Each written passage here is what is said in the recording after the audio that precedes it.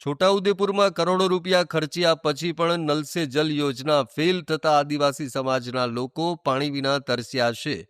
ભાજપ સરકારમાં ભાજપના ધારાસભ્યોએ આ યોજનામાં ભ્રષ્ટાચાર થયો હોવાના આક્ષેપ કર્યા. છોટાઉદેપુર ખાતે સરપંચ સંમેલનમાં પાવી જેતપુરના ધારાસભ્યએ કહ્યું કે નલ સે જલ યોજના અધિકારી અને કોન્ટ્રાક્ટરની મિલીભગતથી ફેલ થઈ છે. તેઓએ એવું પણ સૂચવ્યું કે ગામની પાણી સમિતિના અધ્યક્ષ સ્થાનેથી કોન્ટ્રાક્ટરોને પૈસા આપવામાં આવે છે, પરંતુ યોગ્ય ધ્યાન ન આપવાના કારણે પૈસા લઈ લેવાય છે. ત્યારે ધારાસભ્યએ લોકોને અધિકારીઓથી સાવધાન રહેવા અને યોજનાને સફળ બનાવવા માટે દરકાર રાખવા પણ અપીલ કરી હતી.